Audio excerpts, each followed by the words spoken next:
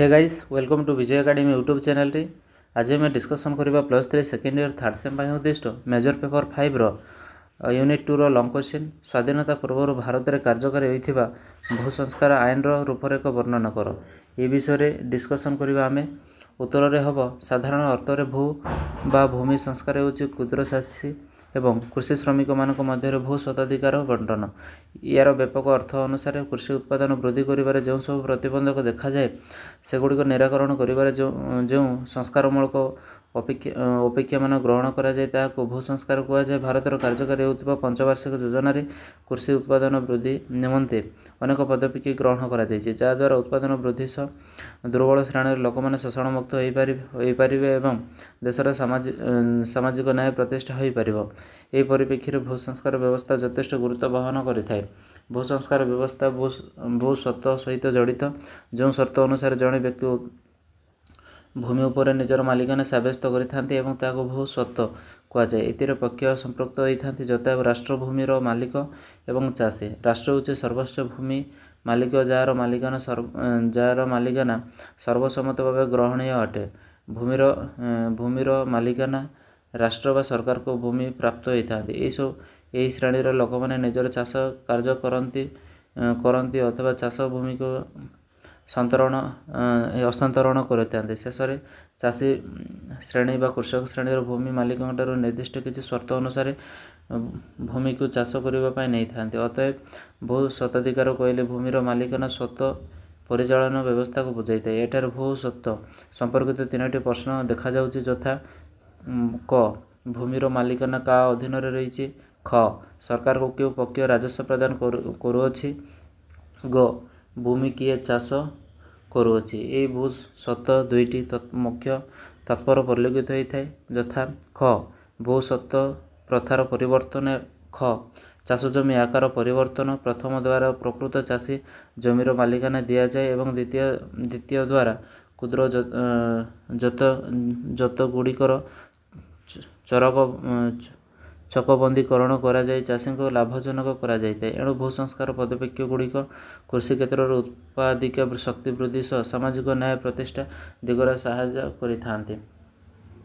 अर्थनैतिक दृष्टिकोण अनुध्यान कले भू स्वत्व एवं भूमिर उत्पादन अंगांगी भाव जड़ित प्रकृत चाषी जदि भूमिर मालिक हे तेबे भूमिर उत्पादनशील वृद्धि दिगरे कार्य करेंगे। याद्वारा भूमिर उत्पादनशीलता वृद्धि पाइब। किंतु प्रकृत चाषी जदि भूमिर मालिक नुहे तेबे भूमिर उत्पादनशीलता वृद्धि पाए उदासीन मनोभाव देखा जाए। तेणु उत्पादन वृद्धिर संभावना निश्चित कमिଯିବ। सेहीपरि सामाजिक दृष्टिकोण यही संस्कार सामाजिक न्याय प्रतिष्ठा करिबारे सहायक होइथांते।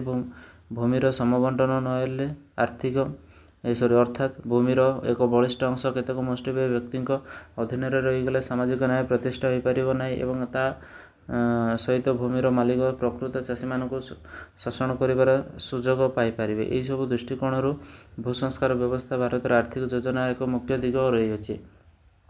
भू संस्कार लक्ष्य objective of the land reform. भारतर कृषि उन्नयन प्रक्रिया प्रज्वलित भू संस्कार केतक प्रधान लक्ष्य को निम्न उपस्थापन करा जायछि। प्रथम पॉइंट होछि कृषि उत्पादनकारी तार वृद्धि व भू संस्कार प्रधान लक्ष्य। पूर्वर आम कृषि व्यवस्था प्रकृत चाषीर भूमिर मालिक हो पारु नथिला। जमीर प्रकृत मालिक जमीदारी गोष्ठी थिले। तेणु भू संस्कार द्वारा जमीर प्रकृत मालिकाना चाषी मानक मिलिला। या उत्पादिक शक्ति वृद्धि करा जाय परिबो। एणु लंगल जार जमी तार नीति को ग्रहण करा जायछि। द्वितीय होछि आम देश जो आर्थिक अभिवृद्धि निमंते विभिन्न लक्ष्य एवं जो सब विभिन्न प्रकार उन्नयन योजना करा जाय से भू संस्कार मुख्यतः सहायक होता है। देशर कृषि सर्वश्रेष्ठ उत्पादन क्षेत्र होइतिबारु भू संस्कार माध्यम देशर कृषि उत्पादन वृद्धि करा जाय योजनार मूल साधन होता है। तृतीय होछि भू संस्कार कृषक मान कठिन परिश्रम करने एवं उन्नत उत्पादन मान कृषि क्षेत्र में विनियोग करने प्रेरणा जगै था। एणु चाषी मैंने जानी था विनियोग द्वारा सफल से भोग करेंगे। तेणु से स्वाभाविक भाव कृषि उत्पादन वृद्धि निमंते ध्यान देवे। चतुर्थ होछि भू संस्कार अन्य एक लक्ष्य है ग्रामीण क्षेत्र में कर्म नियुक्ति सृष्टि करने भूमिर समबंटन हो पार। तेणु बलका जमी ଉଦ୍ବୁଦ୍ଧ ଜମି ଦୁର୍ବଳ ଶ୍ରେଣୀର ଲୋକମାନଙ୍କୁ ମିଳିବ ଏବଂ ସେମାନେ କୃଷି କ୍ଷେତ୍ରରେ ଅଧିକ ମନୋନିବେଶ କରିବା ଦ୍ୱାରା ଜମିଗୁଡ଼ିକ ବର୍ଷରେ ଗୋଟିଏ ଫସଲ ବଦଳରେ ବହୁ ଗୁଡ଼ିଏ ଫସଲ ଉତ୍ପାଦନ କରିବେ। ଏହାଦ୍ୱାରା ଗ୍ରାମୀଣ କ୍ଷେତ୍ରରେ ଅଧିକ କର୍ମ ନିୟୋଜନ ଦେଖାଯିବ। ପଞ୍ଚମ, ସମ୍ବିଧାନ ବର୍ଣ୍ଣିତ ରାଷ୍ଟ୍ରୀୟ ନିର୍ଦ୍ଦେଶମୂଳକ ନୀତି ଅନୁସାରେ ଦେଶର ସମ୍ବଳ ଏବଂ ସମ୍ପଦ ସମାନ ଭାବରେ ବଣ୍ଟନ ହେବା ଉଚିତ। ଭୂମି ଏକ ପ୍ରମୁଖ ସମ୍ପଦ ହୋଇଥିବାରୁ ଏହାର ସମବଣ୍ଟନ ମଧ୍ୟ ହେବା ଆବଶ୍ୟକ। ଏହାଦ୍ୱାରା ସାମାଜିକ ନ୍ୟାୟ ପ୍ରତିଷ୍ଠା ହୋଇପାରିବ। ତା ପରବର୍ତ୍ତୀ ପଏଣ୍ଟ, ସ୍ୱାଧୀନତା ପୂର୍ବରୁ ପ୍ରଚଳିତ ଭୂସ୍ୱତ୍ତ୍ୱ ବ୍ୟବସ୍ଥା, land tenure system in the pre independent India. ଏହା ଉତ୍ତର ଇଣ୍ଡିଆ। ସ୍ୱାଧୀନତା ପୂର୍ବେ ଭାରତରେ 3 ପ୍ରକାର ଭୂସ୍ୱତ୍ତ୍ୱ ଅଧିକାର ପ୍ରଚଳିତ ଥିଲା। ଏହା ମୁଖ୍ୟତଃ ଜମିଦାରୀ ପ୍ରଥା, ମାହାଲବାରୀ ପ୍ରଥା, ରଇତବାରୀ ପ୍ରଥା ନାମରେ ପରିଚିତ। ଜମିଦାରୀ ପ୍ରଥା ବ୍ରିଟିଶ ପଦ୍ଧତିରେ ହୋଇଥିବା ବେଳେ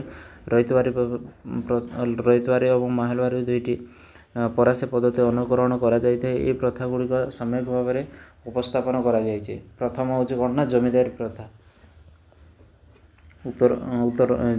ଜମିଦାରୀ ପ୍ରଥା ଦେଖିବା 1793 ମସିହା ମାର୍ଚ୍ଚ ମାସ 22 ତାରିଖରେ ଲର୍ଡ଼ କର୍ଣ୍ଣୱାଲିସଙ୍କ ଶାସନ କାଳରେ ଜମିଦାରୀ ବା ଚିରସ୍ଥାୟୀ ବନ୍ଦୋବସ୍ତ ପ୍ରଥମ କରି ବଙ୍ଗ, ବିହାର, ଓଡ଼ିଶା ପ୍ରଚଳନ କରାଯାଇଥିଲା। ଏହି ପ୍ରଥା ଅନୁସାରେ ଜମିଦାରମାନେ ବଂଶାନୁକ୍ରମିକ ଭାବରେ ଜମିର ମାଲିକ ହେଲେ। ଜମିଦାରମାନଙ୍କୁ ସେମାନଙ୍କର ଜମି ହସ୍ତାନ୍ତରଣ ତଥା ବିକ୍ରି ପ୍ରକ୍ରିୟାରେ କ୍ଷମତା ପ୍ରଦାନ କରାଗଲା।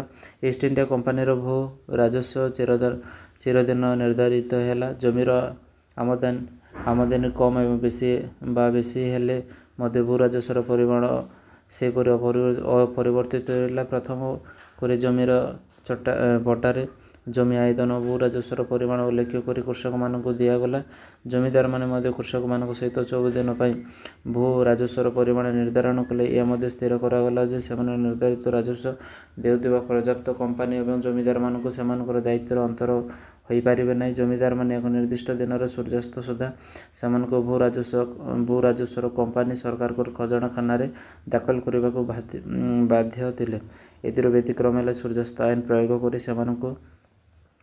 ପ୍ରୟୋଗ ଦ୍ୱାରା ସେମାନଙ୍କୁ ଜମିଦାରୀରୁ ବଞ୍ଚିତ କରାଯାଉଥିଲା। ଦେଶର ପ୍ରାୟ 40% ଭାଗ ଭୂମି ଏହି ପ୍ରଥାର ଅନ୍ତର୍ଭୁକ୍ତ ହୋଇଥିଲା। ଏହି ନୂତନ ପ୍ରଥାର ପ୍ରଚଳନ ଦ୍ୱାରା କମ୍ପାନୀର ରାଜସ୍ୱ ଆଦାୟ କ୍ଷେତ୍ରରେ ସ୍ଥିରତା ପରିଲକ୍ଷିତ ହୋଇଥିଲା। ପ୍ରତିବର୍ଷ କମ୍ପାନୀ ଏକ ନିର୍ଦ୍ଦିଷ୍ଟ ପରିମାଣରେ ରାଜସ୍ୱ ଲାଭ କରୁଥିଲା। ଏହା ଦ୍ୱାରା କମ୍ପାନୀ ଆର୍ଥିକ ଅବସ୍ଥା ଉନ୍ନତ ହେବା ସହିତ ଭାରତର ସାମ୍ରାଜ୍ୟ ବିସ୍ତାରର ସୁଯୋଗ ଲାଭ କରିଥିଲା।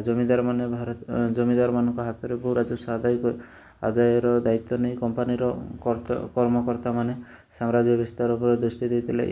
ଏହି ପ୍ରଥା ଦ୍ୱାରା ଏକ ବିଶ୍ୱସ୍ତ ଜମିଦାର ଗୋଷ୍ଠୀ ସୃଷ୍ଟି ହୋଇପାରିଲା ଏବଂ ସେମାନେ ଇଂରେଜ ସରକାରଙ୍କ ଶାସନ ପ୍ରତି ସର୍ବଦା ଅନୁରକ୍ତ ରହିଲେ। ସେମାନେ ସହାୟତାରେ କମ୍ପାନୀ ଏକ ବିଶ୍ୱସ୍ତ ରାଜନୈତିକ ଗୋଷ୍ଠୀର ଇଂରେଜ ଶାସନକୁ ସର୍ବତ ଭାବରେ ସମର୍ଥନ ହୋଇପାରିଲା। କୃଷକମାନେ ଜମିର ପଟ୍ଟା ଲାଭ କରିବା ଫଳରେ ନିଜକୁ ସୁରକ୍ଷିତ ଭାବି କୃଷିର ଉନ୍ନତି ଏବଂ ଉତ୍ପାଦନ ବୃଦ୍ଧି ନିମନ୍ତେ ଚେଷ୍ଟା କଲେ ଏବଂ କୃଷିର ଉତ୍ପାଦନ ବୃଦ୍ଧି ହେବା ଦ୍ୱାରା ବାଣିଜ୍ୟ ବ୍ୟବସାୟ ମଧ୍ୟ ଆଶାନୁରୂପ ବିକାଶ ହୋଇପାରିଲା।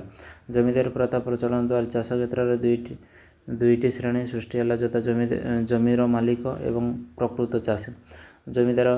ଜମିଦାର ଗୋଷ୍ଠୀ ଭୂମିର ମାଲିକ ରୂପେ ପରିଗଣିତ ହେଲେ କୃଷକ ଶ୍ରେଣୀର ସରକାରଙ୍କ ପ୍ରତ୍ୟକ୍ଷ ସମ୍ପର୍କରେ ନ ଆସିବାରୁ ଜମିଦାରମାନଙ୍କ ଦ୍ୱାରା ନିର୍ଦ୍ଧାରିତ ରାଜସ୍ୱ ଦେବାକୁ ବାଧ୍ୟ ହେଉଥିଲେ। କ୍ରମଶଃ କୃଷକମାନେ ଜମିଦାରମାନଙ୍କ ଦୟାରେ ପାତ୍ର ହୋଇ ସେମାନଙ୍କର ଅତ୍ୟାଚାରିତ ଏବଂ ଶୋଷଣ ହେଲେ। ରାଜସ୍ୱ ନ ଦେଲେ ସେମାନଙ୍କଠାରୁ ଜମି ଛଡ଼ାଇ ନିଆଯାଉଥିଲା। ଏଣୁ ଏପରି କ୍ଷେତ୍ରରେ କୃଷକମାନେ ଜମି ହାତଛଡ଼ା ହୋଇଯିବାର ଭୟରେ ମହାଜନ ଏବଂ ସାହୁକାରମାନଙ୍କଠାରୁ ଧାର ଉଧାର ଆଣି ଭୂ ରାଜସ୍ୱ ପୈଠ କରୁଥିଲେ। ଏହାଦ୍ୱାରା କେତେକ ସ୍ଥାନରେ ଜମିଦାରମାନେ ଭୂ ରାଜସ୍ୱ ଆଦାୟ ନ କରି ମଧ୍ୟସ୍ଥି ଗୁମାସ୍ତାମାନଙ୍କୁ ସେହି କାର୍ଯ୍ୟରେ ନିୟୋଜନ କରୁଥିଲେ। ଏହି ମଧ୍ୟସ୍ଥିମାନେ ନିଜର କିଛି କମିଶନ ରଖି ବାକି ଭୂ ରାଜସ୍ୱ ଜମିଦାରମାନଙ୍କୁ ଦେଉଥିଲେ। ଏହି ଅନୁପସ୍ଥିତିରେ ଜମିଦାରୀ ପ୍ରଥା କୃଷକମାନଙ୍କ ଶୋଷଣର ଏକ ସକ୍ରିୟ ମାଧ୍ୟମ ଥିଲା। ଏହିପରି ଭାବରେ କୃଷକମାନେ ଜମିଦାର, ସାହୁକାର, ମଧ୍ୟସ୍ଥିର ବିଭିନ୍ନ ଭାବରେ ଶୋଷିତ ହୋଇ ଅତ୍ୟନ୍ତ ଦୁରବସ୍ଥାର ଭୋଗ କରୁଥିଲେ। ଏହା ଶେଷ ପରିଣତି କୃଷିର ମନ୍ଦ ବା ସ୍ଥାଣୁ ଅବସ୍ଥା ସୃଷ୍ଟି କରିପାରୁଥିଲା। ଏହି ପ୍ରଥା କେବଳ ବ୍ରିଟିଶମାନଙ୍କ ପାଇଁ ଅନୁକୂଳ ଥିବାରୁ ସ୍ୱାଧୀନତା ପରବର୍ତ୍ତୀ ସମୟରେ ଏହାକୁ ସମ୍ପୂର୍ଣ୍ଣ ରୂପ ଉଚ୍ଛେଦ କରାଯାଇଥିଲା। ଦ୍ୱିତୀୟ ହେଉଛି ମାହାଲବାରୀ ପ୍ରଥା। 1822 ମସିହାରେ ହଲେଟ୍ ମେକେଲି ନାମକ ଜଣେ ଇଂରେଜ ସରକାରୀ ଅଧିକାରୀଙ୍କ ପ୍ରସ୍ତାବ ଅନୁସାରେ ଉତ୍ତର ଭାରତରେ ଆଗ୍ରା, ଅଯୋଧ୍ୟା ଏବଂ ପାର୍ଥିବ ଆଦି ଅଞ୍ଚଳରେ ମହଲବାରୀ ବ୍ୟବସ୍ଥା ପ୍ରଚଳନ କରାଯାଇଥିଲା। ଏହି ପ୍ରଥା ଅନୁସାରେ ସମସ୍ତ ଭୂମି ଗ୍ରାମବାସୀମାନଙ୍କ ଦ୍ୱାରା ମିଳିତ ଭାବେ ଅଧିକୃତ ହେଉଥିଲା। କୌଣସି ବ୍ୟକ୍ତି ବିଶେଷ ଜମିର ମାଲିକ ଭାବରେ ବିବେଚିତ ନ ହୋଇ ଗ୍ରାମବାସୀମାନେ ମିଳିତ ଭାବରେ ଭୂମିର ମାଲିକ ଭାବେ ସ୍ୱୀକୃତି ପାଉଥିଲେ। ସରକାରକୁ ରାଜସ୍ୱ ପ୍ରଦାନ କରିବାର ଦାୟିତ୍ୱ ସମସ୍ତ ଗ୍ରାମବାସୀମାନଙ୍କ ଉପରେ ନ୍ୟସ୍ତ କରାଯାଉଥିଲା। ପ୍ରତ୍ୟେକ ଗ୍ରାମରେ ଏହି ବ୍ୟବସ୍ଥା ଭୁକ୍ତ ଜମିକୁ ମହଲ କୁହାଯାଉଥିଲା। ପ୍ରତ୍ୟେକ ମହଲରେ ଭୂ ରାଜସ୍ୱ ସରକାରଙ୍କ ଦ୍ୱାରା ନିର୍ଦ୍ଧାରିତ ହେଉଥିଲା। ଭୂ ରାଜସ୍ୱ ଅବହେଳା ଦେଖାଗଲେ ଚାଷୀମାନଙ୍କୁ ସରକାର ଉଚ୍ଛେଦ କରୁଥିଲେ। ଏଣୁ ଏହି ବ୍ୟବସ୍ଥାରେ କୃଷକମାନେ ଉପକୃତ ହୋଇପାରିନଥିଲେ ଏବଂ ସେମାନେ ଅତ୍ୟାଚାର ଓ ଶୋଷଣର ଶିକାର ହୋଇଥିଲେ। ରାଜସ୍ୱ ନିର୍ଦ୍ଧାରଣ ଗ୍ରାମ ବା ମହଲ ମୁଖ୍ୟଙ୍କ ସହିତ ଜଡ଼ିତ ହେବା କମ୍ପାନୀ ସରକାରଙ୍କର କୃଷକମାନଙ୍କ ସହିତ କୌଣସି ପ୍ରତ୍ୟକ୍ଷ ସମ୍ପର୍କ ରହିଲା ନାହିଁ। 3 ନମ୍ବର ପଏଣ୍ଟ ହେଉଛି ରଇତବାରୀ ପ୍ରଥା। ରଇତବାରୀ ପ୍ରଥାର ପ୍ରଚଳନ ଆରମ୍ଭ କରିଥିଲେ କ୍ୟାପ୍ଟେନ୍ ରିଡ୍ ଏବଂ ଥମାସ ମୁନର।